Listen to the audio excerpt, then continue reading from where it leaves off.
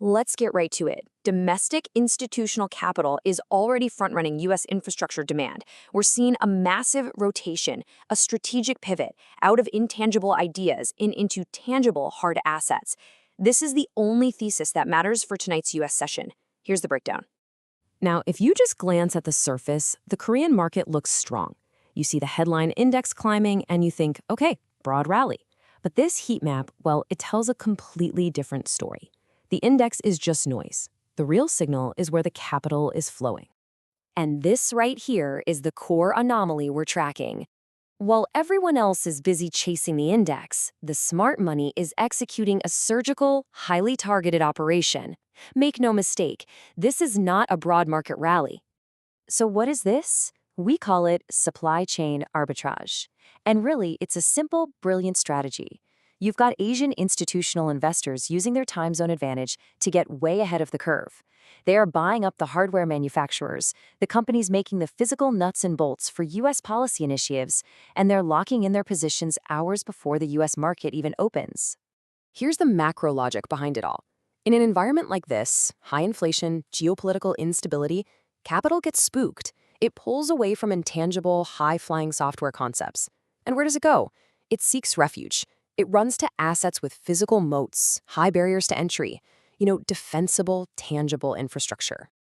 And here's your first piece of hard evidence. Just look at this stark divergence. The main KOSPI index, which is home to all the hardware giants, closed up a solid 2.31%. But the KOS DAC, which is loaded with those high beta, growthy assets, it fell more than 0.5%. Capital isn't just moving around, it's fleeing from risk. And this is the raw power behind that move. We're talking about a 1.61 trillion Korean won net injection by domestic institutions. This isn't just some scattered buying. No. This is a concentrated, high-conviction deployment of serious capital. Now this is where it gets really interesting. Look at the conflict. On one hand, you have foreign capital selling off. 743 billion won worse. But on the other, you have the domestic institutional players coming in and just completely overriding that sell-off. So the question you gotta ask is, what do they know? They're betting on the supply chain. And here you see the split verdict, plain as day. This visual confirms it. This is not a broad bull market.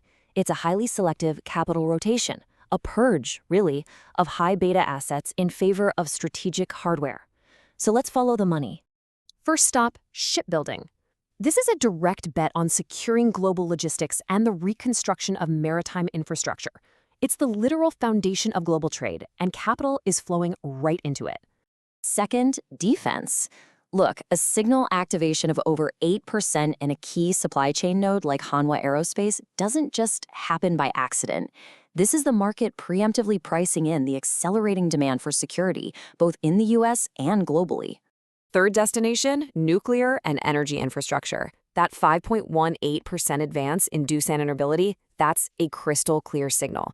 It shows the market is expecting a major expansion of the U.S. energy grid and a serious pivot towards energy independence. And finally, high bandwidth memory. SK Hynix's signal activation of 6.15% isn't just about some computer chip. No way. Global funds are now treating HBM as core sovereign infrastructure. It's a non-negotiable asset in the global AI arms race. Okay, so this brings us to the action plan.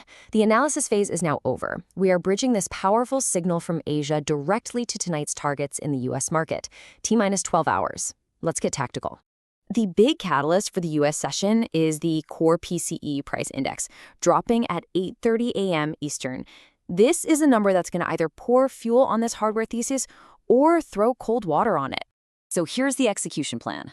It's a data-dependent strategy. Scenario 1. If PCE comes in below consensus and the GDP reading looks resilient, our primary target becomes the 25,000 resistance level on the NASDAQ 100. Scenario 2.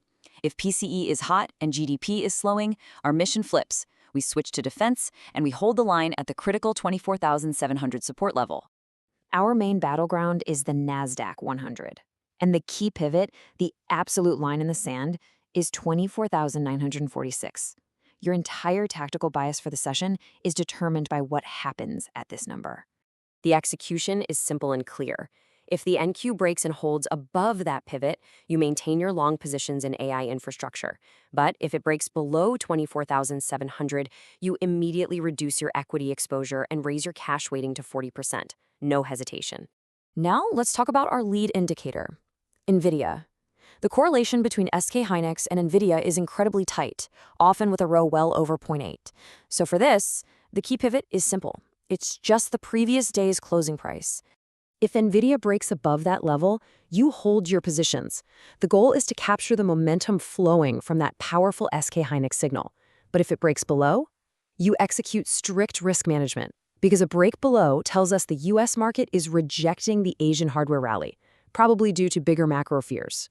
And here's your risk scenario, your abort condition, a false breakout. If oil prices jump more than 2.5%, or if the NQ breaks its critical support at 24,580, all long positions must be canceled. That's the signal that the US market is overriding the Asian momentum, and you have to respect it. So here's the bottom line for tonight. The Asia session has already priced in the demand for physical infrastructure. The bet has been placed. The only question left is whether the US market will confirm it. The data will be the judge. So you have to ask yourself, is your portfolio positioned for this shift towards hardware resilience, or is it still exposed to intangible risk?